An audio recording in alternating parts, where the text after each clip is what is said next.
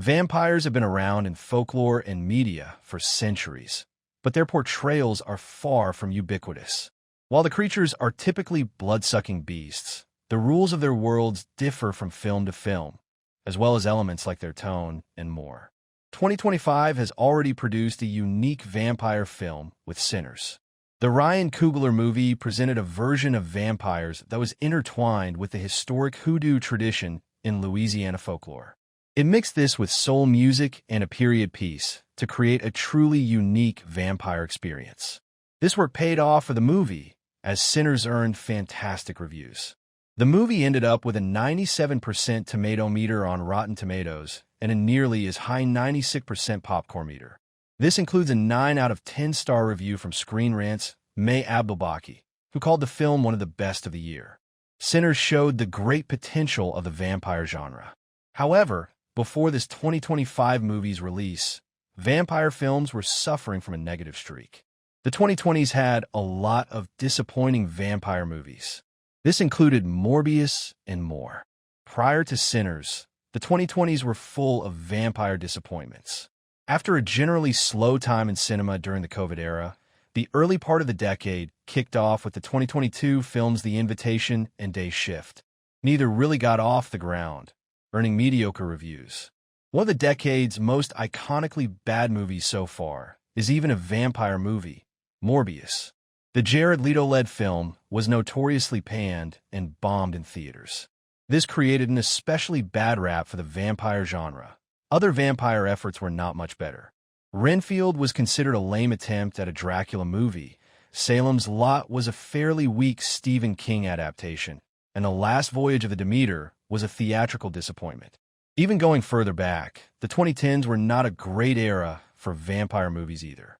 They had remakes like Johnny Depp's Dark Shadows and were largely overshadowed by the Twilight movies.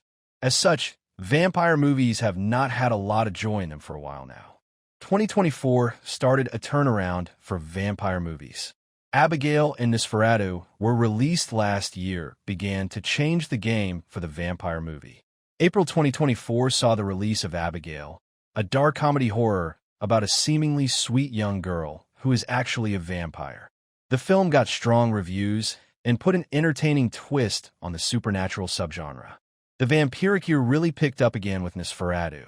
The gothic drama was Robert Eggers' take on the German expressionist classic, featuring Bill Skarsgård as the titular vampire. The film was artistically rendered and thematically thought-provoking, making a much better effort in the vampire realm. Nosferatu got great reviews and did well at the box office.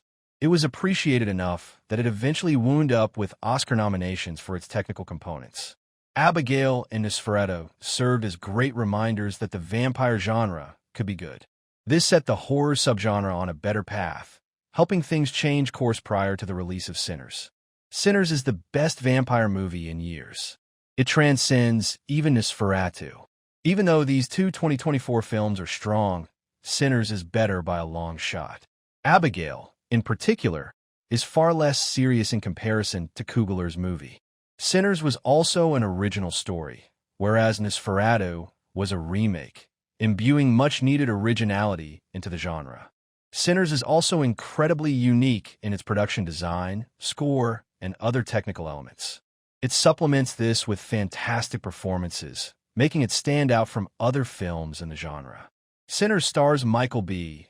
Jordan, Miles Cotton, Wunmi Mosaku, Haley Steinfeld, Jack O'Connell, Jamie Lawson, and Delroy Lindo. This makes Sinners easily the best vampire film in over a decade. The last time a vampire film was this strong had to go all the way back to the 2008 version of Let the Right One In. Even that, however, was a book adaptation, separating it from Sinners. Sinners shows what the future of vampire movies could look like. Other films should follow its example. Sammy is singing in Sinners. Sinners has easily become the biggest and best mainstream Hollywood vampire movie of this century. As the genre comes around the 2024 turn and heads into the future, Coogler's movie is a testament to how far the genre can go. Sinners does not shy away from the elements that make a vampire film a vampire film. It still has blood-sucking, and it still includes many of the classic rules that typify the genre. The vampires are sensitive to garlic. They cannot go into the light, and they can be killed with a stake to the heart. Thanks for watching.